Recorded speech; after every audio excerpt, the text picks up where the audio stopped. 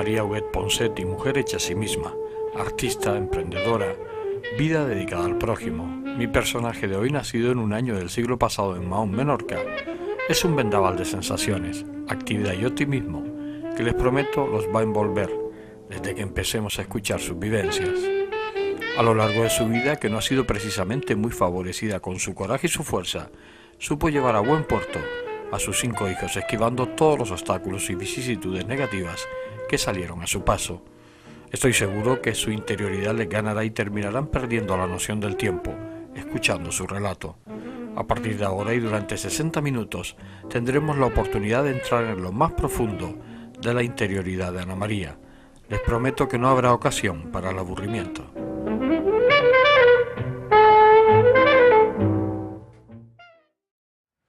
Ana, ¿cómo son tus recuerdos de infancia? ¿Cómo los recuerdas? Porque tú naciste en Mahón, sí, en Menorca. Me imagino que Mahón en aquella época era más o menos la familia, que si todos se conocían, ¿no? Sí, todo el mundo nos conocíamos. Allí había como 10.000 habitantes en aquel momento y la verdad que nos conocíamos todos. Yo recuerdo, por ejemplo, mis recuerdos se remontan a los 3 años. Mi primer recuerdo es cuando mi hermana hizo la comunión, que en aquel tiempo las comuniones eran a los 7 años, y mi madre era bordadora. Y me bordó un traje muy bonito de flores, o sea, tenía flores en todo, digamos, alrededor de abajo del traje, que era de organdí. Era como unas margaritas, pero cada pétala tenía un color. Y recuerdo a mis hermanos, yo viniendo de la procesión de Corpus Christi, y como que a mí me dolían los zapatos que eran de charol. Y ellos me cogían debajo del brazo para cogerme y ¡upa! ¡Upa! Y así yo no caminaba, sino, ¿sabes?, a saltitos con ellos, porque mis hermanos eran mayores que yo. Sí. ¿Tú eras la pequeña? Sí. O sea, tú eras la pequeña y los otros eran mayores que tú, con lo cual... Mi hermano pues tendría 8 años y mi hermano tiene 3 más que yo, si yo tendría 6 años. 6 años. Estábamos en época de posguerra. ¿Se notaba la carencia de cosas en aquella época?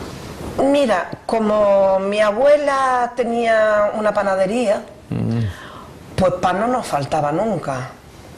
Yo no recuerdo mucho esa carencia que yo he visto después aquí en personas mayores que han contado sus historias, que decía que tenían que comer gofio nada más. No, nosotros comíamos normal, ¿eh? Sí recuerdo en el colegio, porque a mí me internaron a los 6 años en un colegio, recuerdo haber comido garbanzos con gorgojo. Eso sí lo recuerdo. También de merienda nos daban algarroba. Algarroba. Algarroba, y chupábamos la algarroba. Eso en el colegio. Pero en mi casa yo de pequeña no recuerdo haber tenido demasiada, nunca hambre. Recuerdo que allí, muy típico, en Semana Santa hacían unas pastas que se llaman formajadas, que son de carne sobrasada, rellenas, ¿no? Y recuerdo que mi madre las tenía dentro de una sopera que había en una vitrina, y yo de vez en cuando iba y cogía unas formajadas y las comía, las hacía pequeñitas, y yo decía, no van a enterarse de que está ahí. Y estas perrerías hacía yo de pequeño. ¿Cómo eran los juegos de aquella época? ¿A los niños a qué jugaban? Pues mira, jugábamos al teje, pero diferente de aquí. Jugábamos a la pelota, por supuesto, a la cuerda, jugábamos a las casitas. También recuerdo que tenía unos cacharritos de barro que jugábamos las cocinitas. Eso era un poquito más mayor ya, tendría como 8 años, porque a mí me sacaron del colegio a los 8 años. Estuve de 6 a 8 años interna. ¿Y las navidades, cómo las recuerdas? Ay, las navidades, uy, en mi casa las navidades, mi abuelo siempre, cada año traía un pavo para Navidad. Lo traía una semana antes de que fuera el día de Navidad. Sí, vivito. Y me decía, no se le da de comer, ¿eh? Y yo, vale, pero después me daba tanta pena ver el pavo en el patio allí corriendo, y yo todo lo que me encontraba se lo daba al pavo, con lo cual cuando lo mataban estaba el buche lleno. O sea que ya el hombre estaba alimentado. Sí. El sentimiento de la Navidad era diferente. Era muy fuerte. Sí, teníamos la misa de gallo, de las Navidades. Tú ya notabas que estaba en Navidad por el ambiente que se... Sí, preparábamos muchas pastas, había unos pasteles que se llamaban amargos, que de amargo no tenían nada, eran de almendra y eran riquísimos, pero en Menorca, lo típico de Menorca es que hay mucha repostería. Y en las Navidades hay una clase de repostería, en Semana Santa otra clase de repostería. Y yo la verdad no pasé hambre. No pasaste hambre. No. ¿Y los reyes? ¿Existían los reyes? Sí, sí. Pero me imagino que no eran muchos juguetes, ¿o sí había? Pues mira, a mí me regalaron, que yo recuerde, también ya yo estaba en casa de mis abuelos, una muñeca que era de trapo, pero la cabeza era como de cartón, ¿no? Pintado. Y vino mi primo y empieza a sacudir la muñeca y se le desprendió la cabeza. Mi madre. Disgusto. Ay, Dios mío, yo llorando como una magdalena. Yo no sé si me la arreglaron o no. Eso no me acuerdo, pero sé que mi primo me rompió la muñeca. Te rompió la muñeca. Tu vida sigue en Menorca, a los 8 años te sacan del colegio, ¿sigues estudiando después o ya te pones a...? No, yo sigo hasta los 11 años. ¿Hasta los 11 años? Porque mi padre vivía en Barcelona. ¿Ya se habían trasladado a Barcelona? No, mi padre se separó de mi madre. Ah, vale. Fue como, no sé qué es lo que pasó, la cuestión es que mi padre se fue a vivir a Barcelona y a los 11 años vino mi padre paralítico. Y me sacaron del colegio y me pusieron a hacer bisutería con un soplete. Imagínate un chiquillo de 11 años con un soplete de fuego en la mano, haciendo pues pendiente, bisutería, con un ladrillo, recuerdo que era un ladrillo, y poníamos las piezas de bisutería allí en fila y poníamos cortábamos como una especie de plata, que no sé lo que sería, y lo cortábamos en cuadritos y con unas pinzas cogíamos aquel cuadrito, lo poníamos encima de la pieza y con el soplete le dábamos fuego hasta que estaba a fuego vivo, ¿no? Y después pegábamos la parte de atrás. Y así hacíamos, y después lo entregábamos a la fábrica, ellos nos pagaban toda la semana, a veces hacíamos collares de plástico, rosarios, en Navidades hacíamos las postales de Navidad que poníamos purpurina con un pincelito y goma, hacíamos primero donde teníamos que poner la purpurina y después le echábamos la purpurina, las famosas postales y la sacudíamos así, sí. Tu vida laboral empieza ahí, sí. Y sigues en un así, porque después mi abuela también le dio un ictus y se quedó paralítica, pues ya eran 2 enfermos en mi casa. Y después mi padre murió cuando yo tenía 15 años y medio más o menos, porque murió en febrero y yo cumplo en agosto, pues yo tendría unos 15 años, murió mi padre. Cuando murió mi padre, mis 2 hermanos, uno se fue al ejército y mi hermana se hizo monja, porque en mi casa éramos muy religiosos, muy católicos.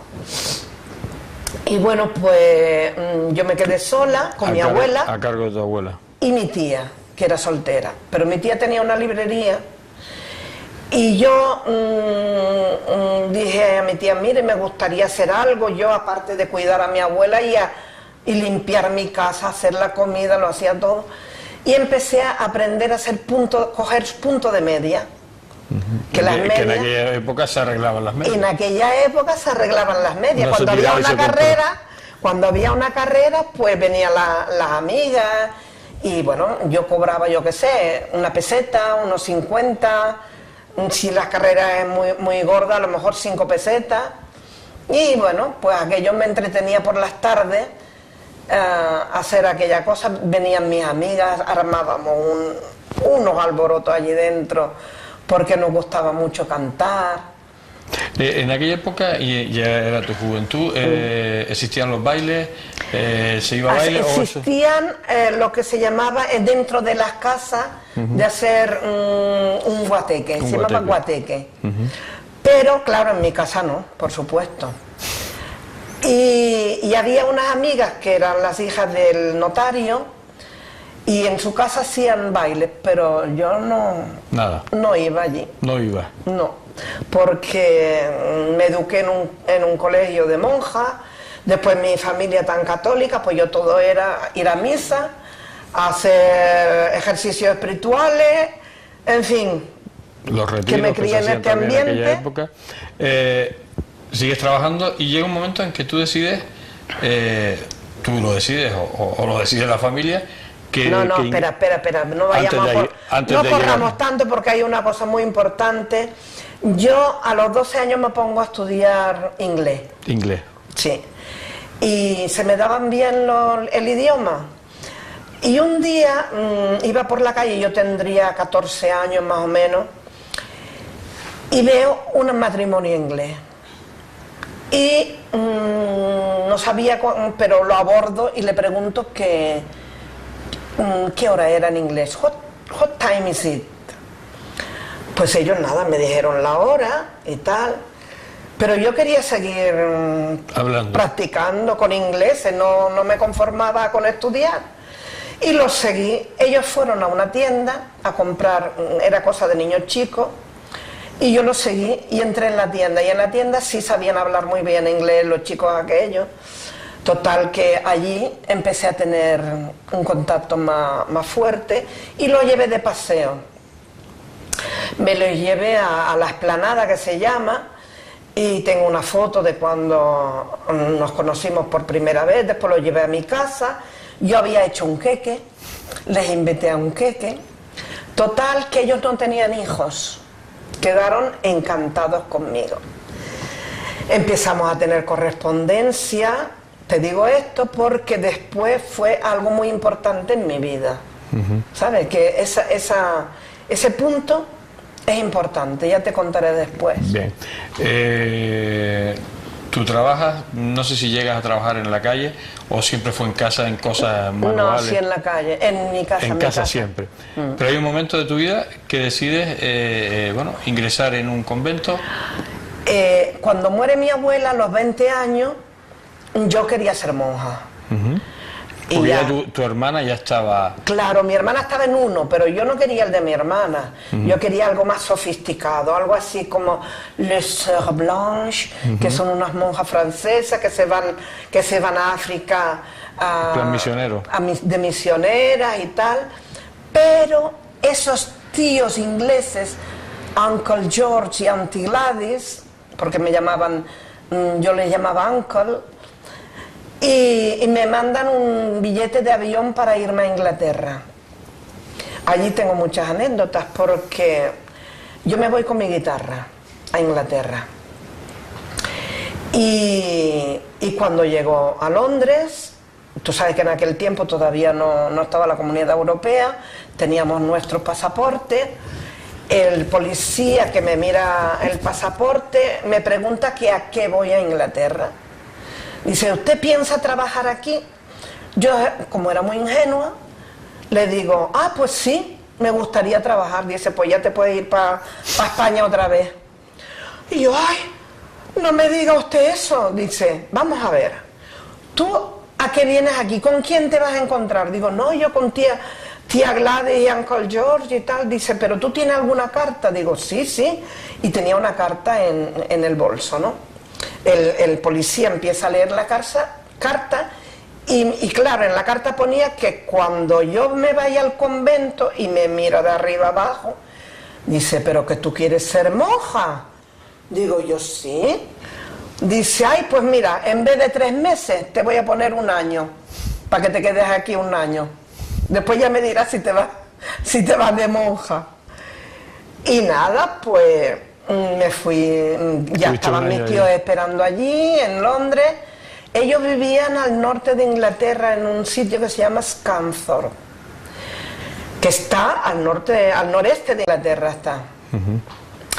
Pues mira, estos señores, él era abogado, tenía un bufete de abogados.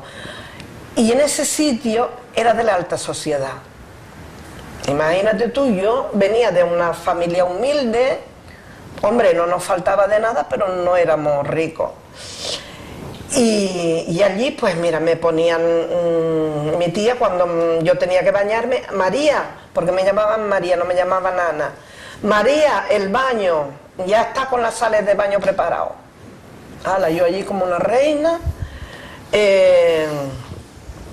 Después, cada fines de semana nos íbamos a recorrer Inglaterra.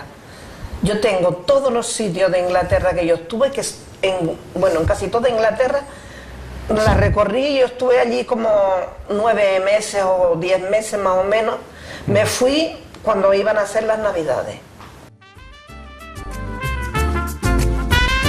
Ahorrador de electricidad Staminar. Tras muchos años de implantación en Canarias, les ofrecemos la posibilidad de ahorrar de un 10 hasta un 35% del consumo de su factura de electricidad. Tenemos un ahorrador que se adapta a sus necesidades, sea cual sea su tipo de negocio o industria. Muchos ahorradores puede encontrar en el mercado, pero solo Staminar ha demostrado su eficacia.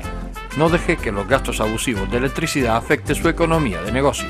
Pídanos presupuesto sin compromiso al 921-481-249. Ahorrador de energía Staminar, la solución a sus problemas de exceso de consumo. Ahorre de un 10 hasta un 35% de su factura de electricidad.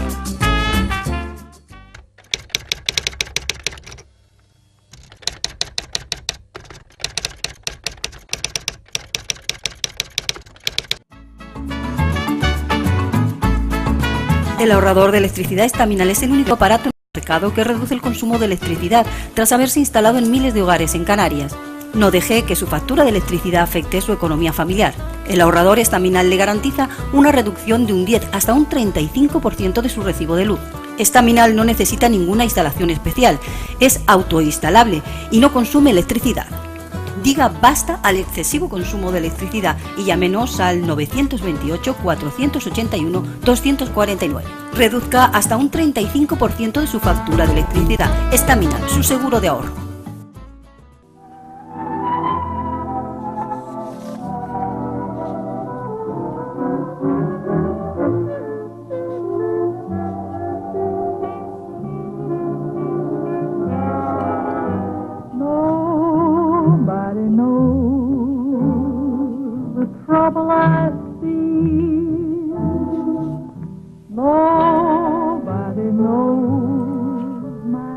Acabamos de escucharla en el primer tramo de esta entrevista.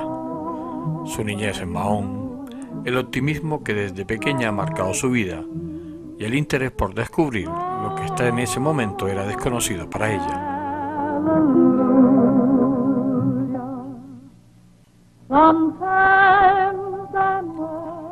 Su vida alrededor de sus tíos adoptivos ingleses y de qué manera tan peculiar los conoció. Su retirada del colegio a edad temprana y la obligación, a pesar de su corta edad, de asumir las responsabilidades de un adulto.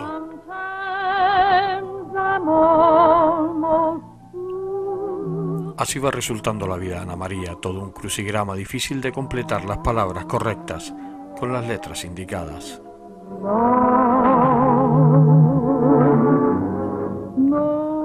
Pero todavía nos queda mucho en nuestra estancia con Ana, así que vamos a seguir escuchándola.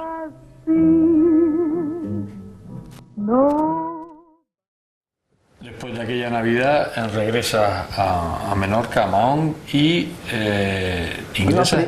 Sí, después de la Navidad en Inglaterra y después de estar me voy al convento. Te ingresas en un convento.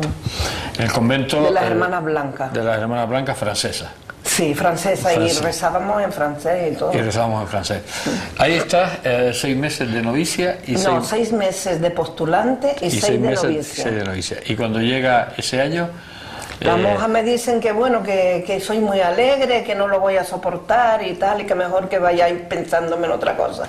Y ya dijiste tú, bueno, se ve que esto no, la carrera eclesiástica no está hecha para mí, o ellos creen que no está hecha para mí. ¿Eso te frustró en aquel momento? ¿Te sentiste mal?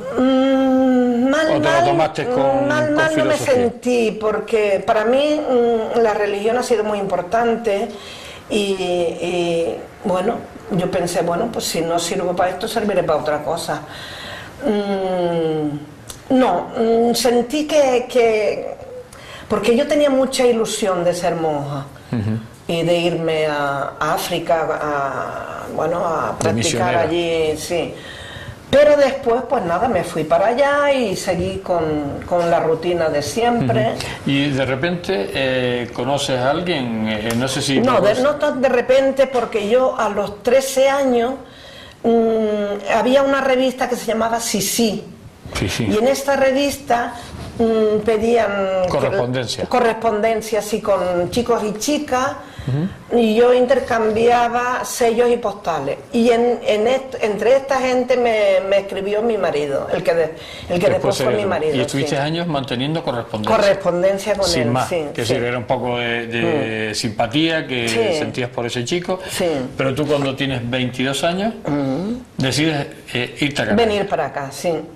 Sí, porque él me empezó a decir que bueno, que nos casaríamos, que él, en fin, tenía mucho palique y por él era dueño de media Canarias. O sea, que era un terrateniente. Llegas a Gran Canaria. Estaba en la cárcel.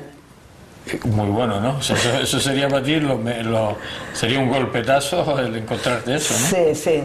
No, pero como tú sabes que la juventud en aquel tiempo nosotros éramos muy idealistas, ¿no? Sí, era la época. Y yo me creía lo que él me decía, de que había tenido mala suerte, de que lo habían engañado, que tal, pero bueno, y entonces pues yo pensé que eso era cierto. Yo me lo creía todo. ¿Cómo viste aquella Gran Canaria del año 66? Me chocó mucho, porque una de las ideas que teníamos en España, bueno, yo soy de una isla también, pero bueno, era de que aquí era África, o sea, que aquí había negros. Y cuando vengo aquí veo todo el mundo blanco, digo, uy, qué raro, ¿no? ¿Y dónde están los negros? Sí, que no había ninguno. No. En aquella época no había nada, ninguno. Ni uno. Y lo que sí, las comidas de aquí también fue un choque muy grande en la forma de alimento de aquí. Yo los potajes no los conocía. Ahora los adoras, me imagino, ¿no? Sí, me encantan los potajes. Y yo, si puedo, a la semana me como 3 potajes. 3 potajes. Sí. O sea que tú al principio fue un poco chocante, pero enseguida te adaptaste a la vida. Yo me defino a mí misma como un camaleón. ¿Qué características tiene el camaleón? Que se adapta al ambiente, ¿no? O sea, el camaleón está en una zona verde y se pone verde, está en una zona marrón y se pone marrón, ¿no? Pues eso, yo me defino como un camaleón. ¿Entras a trabajar cuando llegas? No, o sea, te dedicas al cuidado, van naciendo hijos y te dedicas al cuidado de ellos. Mi marido era impresor. Se había trabajado poco tiempo, pero en una imprenta. Entonces él, su ideal era poner un negocio.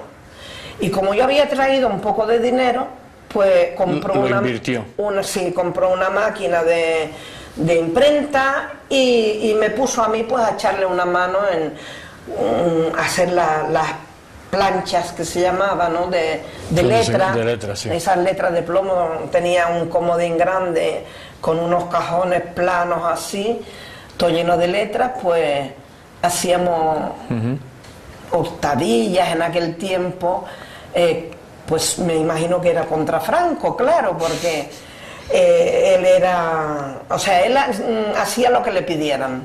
Claro.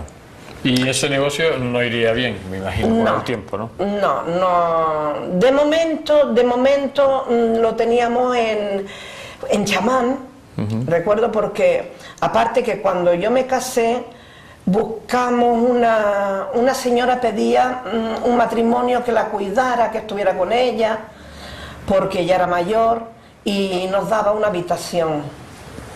Entonces fuimos a ese sitio, a esta casa de esta señora, y nos dio una habitación. Yo compré una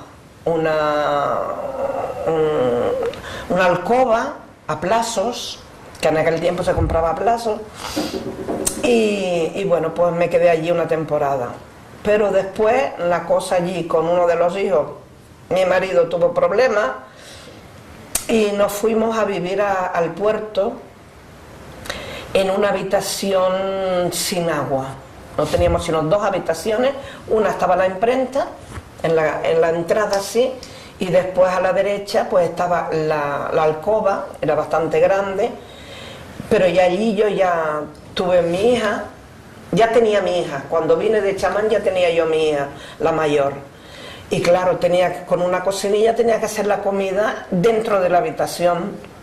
Estábamos bastante... Allí lo pasamos bastante mal porque iba a bañarme a casa mi cuñada.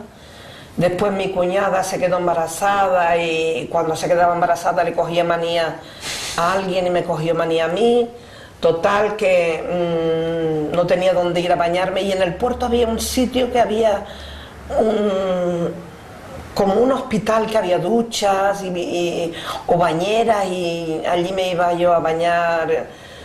Fue una etapa, me imagino que una etapa dura. Sí. Y llega un momento en que tú decides... No. Llega un momento en que no teníamos, vamos, para nada dinero. Me fui a la iglesia de la Luz. El cura de la Luz nos daba como unos cupones para ir a comprar en la tienda. Pues después mi suegra también nos traía de vez en cuando comida y tal.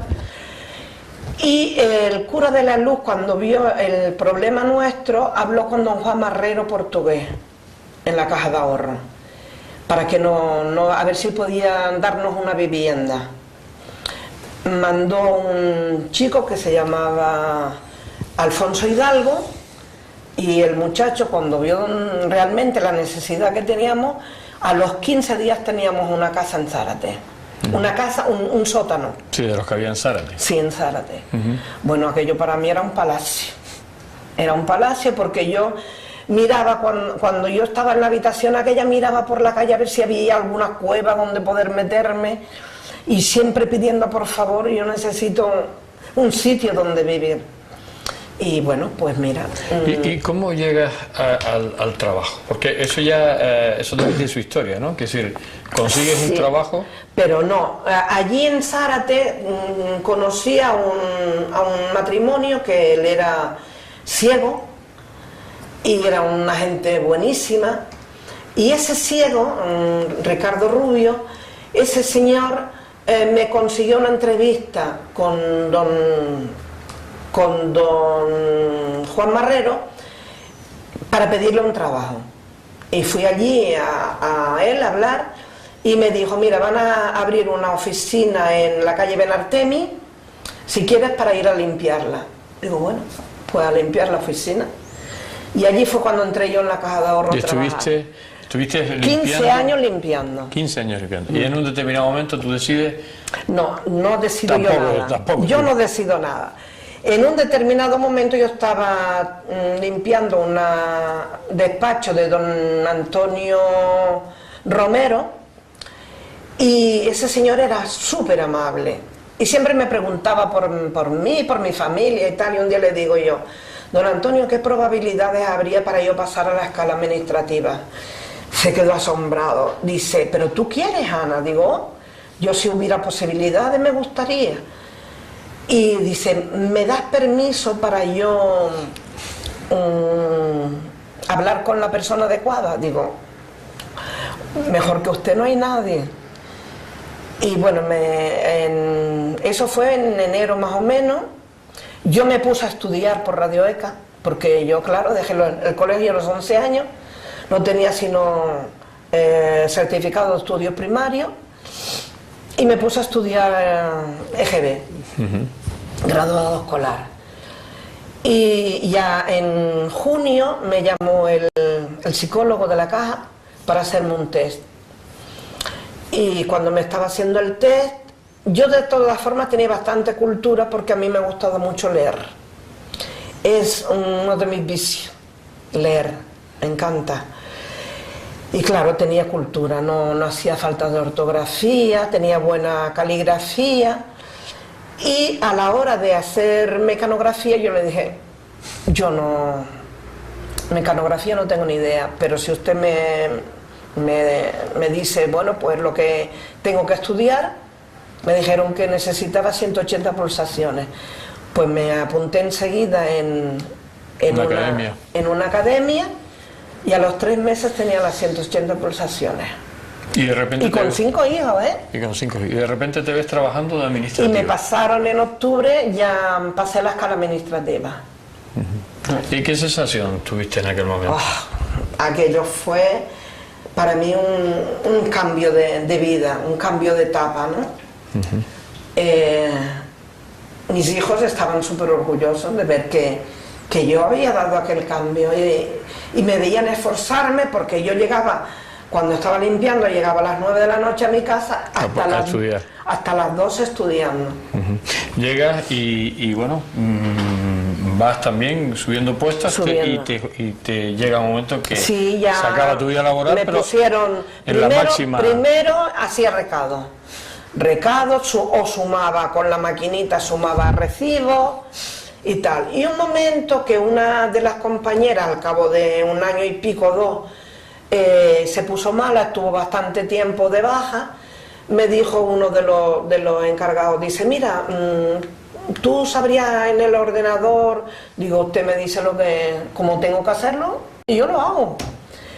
Y nada, empecé en el ordenador, vieron que podía sacar el trabajo adelante y después de allí ya fui a una oficina a cobrar recibos de mayores, que venían la gente mayor a cobrar su pensión. O sea que ya te integraste. Y después ya de caja hasta que me jubilé. Una vez que te jubilas, es cuando tú, sobre todo el tema este que hemos visto de los cuadros, es cuando te da a ti por empezar a hacer estos cuadros de puntos de cruz. Sí, yo empecé el punto de cruz en el 2002. 2002 empezaste. En el 2002, que fue cuando me jubilé, me prejubilé. Sí, bueno, tú fuiste de las prejubiladas. Sí, primero fui prejubilada, porque me prejubilé a los 58 años. Y bueno, pues empecé a hacer yo misma. Tenía una amiga que me estaba enseñando un poco y fui haciendo primero relojes, cosas fáciles, hasta que ya pues me metí a todo esto, que esto es bastante difícil, esto de aquí. Incluso hasta hacer exposiciones. Sí, ya ahora este año se me ofreció la oportunidad en Arucas de hacer una exposición. Tuvo mucho éxito y un compañero de Agaete, que también es director del Centro Mayores de Agaete, se llama Roberto, pues me propuso de hacerlo en Agaete y fui allí. Y allí lo hice.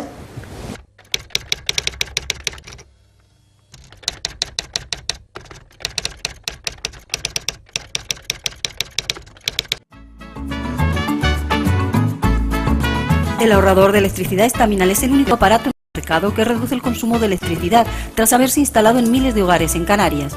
No deje que su factura de electricidad afecte su economía familiar. El ahorrador Estaminal le garantiza una reducción de un 10 hasta un 35% de su recibo de luz. Estaminal no necesita ninguna instalación especial, es autoinstalable y no consume electricidad. Diga basta al excesivo consumo de electricidad y llámenos al 928-481-249. Reduzca hasta un 35% de su factura de electricidad. Estaminal, su seguro de ahorro.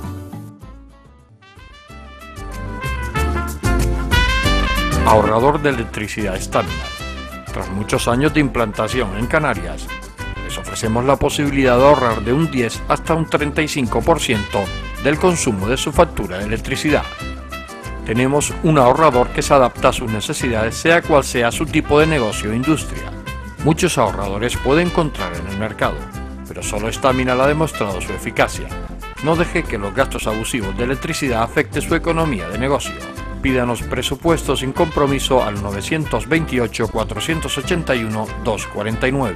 Ahorrador de energía Estaminal, la solución a sus problemas de exceso de consumo. Ahorre de un 10 hasta un 35% de su factura de electricidad.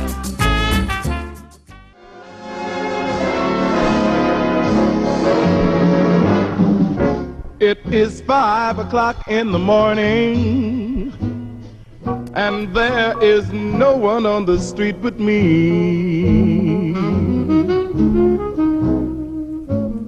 Tal como les había prometido, no ha habido lugar para el aburrimiento, apasionándonos con sus vivencias, su ingreso en el convento, su llegada a Gran Canaria, de donde nunca más saldría. Sus tiempos duros, pasando verdadera necesidad, su fuerza de voluntad y superación, que la llevó a ese progreso de su vida laboral, que le permitió alcanzar cotas que demostraron al final que si se quiere, se puede, como ella nos advertía en algún momento de la conversación. If you were where you ought to be this morning. Sus convicciones religiosas, por otro lado, le han permitido dedicar parte de su vida en ayudar al prójimo, siendo muy sensible a las penurias que la rodean.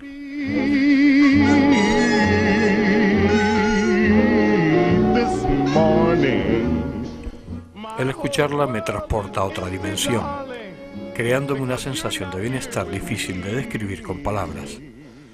Pero vamos a seguir escuchándola.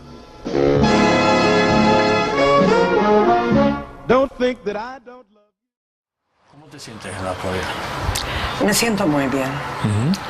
Pienso que ha sido una vida muy, muy positiva, porque no solo las cosas buenas hacen que seas mejor, sino lo malo también que hayas vivido.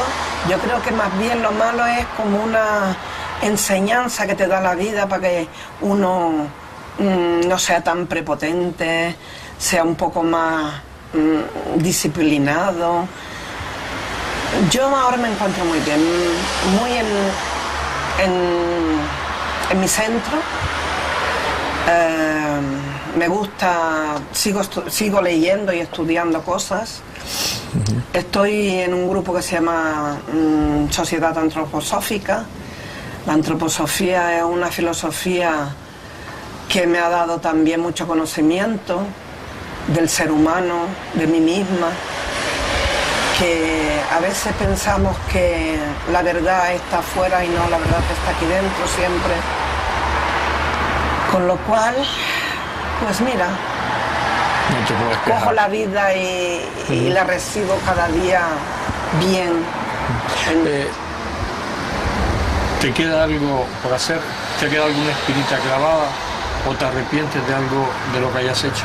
Hombre, sé que siempre no me he portado como tendría que haberme portado, y eso es la enseñanza también que he recibido, ¿no? No podemos decir en esta vida, después de 71 años, que hayamos hecho todas las cosas bien. Hemos intentado, pues, mejorar siempre. Y pienso que todavía me queda mucho que aprender. Yo creo que aprendemos hasta que nos morimos. Hasta el mismo día de la muerte estamos aprendiendo. ¿Tienes muchos enemigos? Creo que tengo uno. Bueno, pues es bastante. Uno. Es bastante, por lo menos, tranquilizador que tengas uno solo. Sí. ¿Y amigos? No los puedo contar. Además, buenos amigos. O sea, la amistad existe. Sí, muy buenas personas, los quiero mucho a todos, porque yo digo que si mi corazón es tan grande que cabe todo dentro, y de cada vez cuanto más meto, más caben, porque es como que se va haciendo más un globo que se va hinchando y dentro vas metiendo. Tengo muy buenos amigos. Y además lo digo con toda mi alma porque es algo... Nunca me ha fallado, mi amigo. ¿Qué piensas de la política? Porque además ahora está muy de moda todas estas historias. Ay, la política. Porque además tú venías de un régimen anterior que era dictatorial Yo en realidad no he vivido, digamos, la política antigua. Para mí no ha sido dictatorial, porque yo hablaba lo que me daba la gana. Si teníamos que contar chistes de Franco, lo contábamos. Claro, cuando mejor el chiste se contaba era en la época de Franco. Sí. Pero hoy en día yo veo que ha dado un paso atrás muy grande la política por toda la corrupción que hemos visto que ha salido por ahí, ¿no? Pienso que los políticos deberían de ser vocacionales. No debería de ser un político, no debería de ser para poder sacar algo de la política, sino para ofrecer algo. Es muy difícil, porque el ser humano en sí solemos ser muy egoístas. Y vamos primero a lo nuestro, a ver qué podemos sacar de las cosas, en vez de qué podemos ofrecer de lo que tenemos, porque tenemos una capacidad tan grande cada ser humano que podríamos ofrecer muchísimo. Y sin embargo, vamos siempre a ver si yo puedo aprovecharme de esto, aprovecharme de lo otro. Yo a los políticos realmente lo que yo les diría, vamos a ver, que sean sinceros, antes que nada. Que no mientan, que las mentiras enseguida se cogen. Hoy mismo estaba escuchando de Podemos, que cobraba a veces en dinero negro, y si él quiere dar ejemplo de algo, tiene que ser intachable, pero una persona intachable, yo creo que no sé si tú recuerdas que una vez, no sé si era Sócrates, que iba con un farolillo y le decían, ¿qué estás buscando? Pues una persona honrada, y no la encontraba. Y es verdad, hoy en día hasta mirarnos a nosotros mismos, ¿somos realmente honestos? ¿Somos capaces de tener esa honestidad franca de decir, no miento para nada? ¿Tienes muchos proyectos? Pues sí. Porque tú no paras, ¿no? No, porque ¿para qué? Si el día tiene 24 horas, se pueden aprovechar, ¿no? No, ahora mismo pues estoy en teatro, estoy en tertulia de radio, en Labrante de la Palabra, que me encanta porque es una actividad que vamos a los colegios a contar cuentos, a contar nuestras historias de aquellos tiempos. Te falta tiempo más que antes, ¿no? ¿no? A veces sí. Pues tienes más actividad que antes, ¿no? Sí, y la relleno con el punto de cruz. Porque si no, después tienes que tener tiempo para hacer tus cuadros. Claro. Pero además tus cuadros necesitan tiempo, ¿no? Uf, que sí necesitan. Muchísimo. Sí, porque la gente lo verá y dice qué bonito, pero no sabe las horas que te has metido con él, ¿no? Sí. Cada cuadro menos de 3 o 4 meses y dándole muchas horas. 3 o 4 meses. Sí. O sea, por eso tú nunca los has vendido los cuadros, tú los has regalado a quien consideras que debe regalarse. Sí. Porque incluso en tus exposiciones nunca estuvieron a la venta. Nunca. Jamás. ¿El dinero para ti es algo para vivir, que te permita vivir? Sí, que permite vivir, por supuesto, y es necesario el dinero. Sin dinero yo veo que las personas que no pueden atender lo básico de un ser humano, que es el comer, el vivir, tener donde vivir y tener con qué vestir, eso es muy necesario. Es muy triste que una persona ni siquiera para una medicina pueda tener un dinero. Por eso los que tenemos algo hemos de apoyar a los que no tienen. Eso para mí es muy necesario. Y el tema de las ONGs estas, que bueno, hay muchísimas ONGs, pero que después se ha descubierto que son negocios, que son historias. A mí un poco con... me duele en el alma. Yo tengo 2 ONG que creo en ellas. Yo sé que algo habrá que se pierde por ahí, porque en todo pasa lo mismo, ¿no? Pero para mí la Cruz Roja y Cáritas, ahí es donde yo puedo apoyar. Digo, lo hago con una tranquilidad, porque sé que ayudan cuando es necesario. Que es importante. ¿Cómo te gustaría que fueras recordado en el futuro, cuando no estés? Como alguien que ha sabido amar. Nada más que eso. Nada más. El amor importante. Importante. Pero no un amor como muchas veces lo entendemos, un amor de atracción, no. El cariño, la ternura, el sentimiento que se pone en ese amor. ¿Y tus hijos forman parte de eso? Hombre, mis hijos, mis amigos, los hijos de mis amigos, porque los hijos de mis amigos son también amigos míos.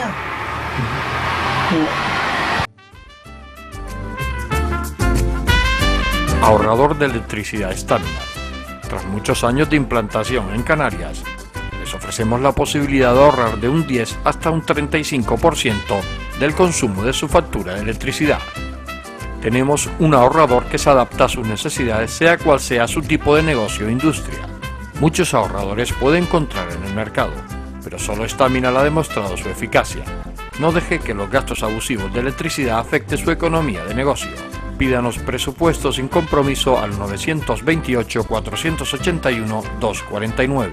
Ahorrador de energía Staminar, la solución a sus problemas de exceso de consumo. Ahorre de un 10 hasta un 35% de su factura de electricidad.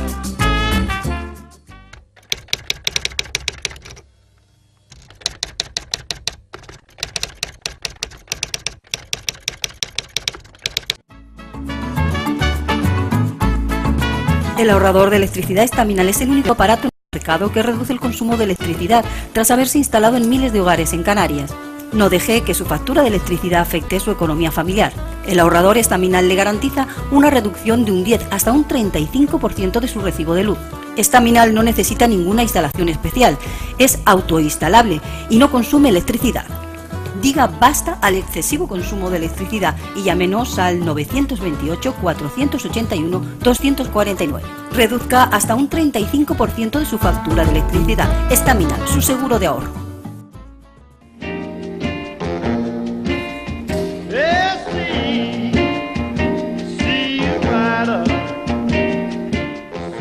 No me he dado cuenta del paso del tiempo, pero ha pasado y en televisión es irreversible.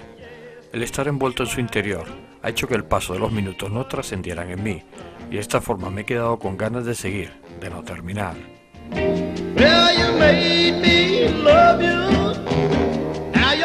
Otra cosa que me ha llamado la atención de Ana es su buen humor presente en toda la entrevista, que tanto a mi compañera en la cámara como a mí nos ha hecho pasar un rato inolvidable. Su cantidad de proyectos en la actualidad impresiona y, como no, su arte en punto de cruz, que es capaz de realizar una Venus de Milo como un paisaje marinero y que ha culminado con sus 2 exposiciones en Arucas y Agaete.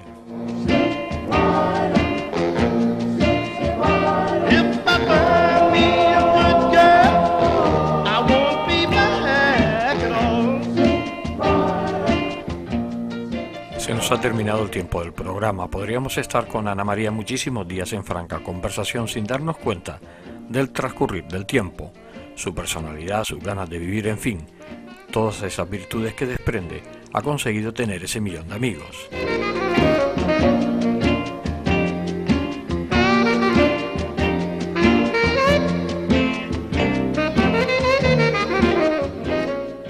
Ana María Huguet Ponseti, artista, mujer hecha a sí misma, madre coraje, profesora de la vida. Gracias por dejarnos entrar en tu mundo y, lo más importante, por habernos hecho ganar un poco más de vida. Llega el momento de la despedida después de degustar un humeante café acompañado de una chocolatina que nos dio, ya fuera de la cámara, para una hora más de intercambiar nuestras ideas.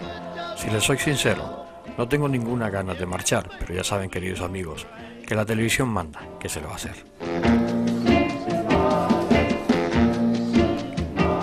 Ana María Huguet Ponseti, amiga, no cambie, por favor. Volveremos a vernos. Hasta siempre, amiga.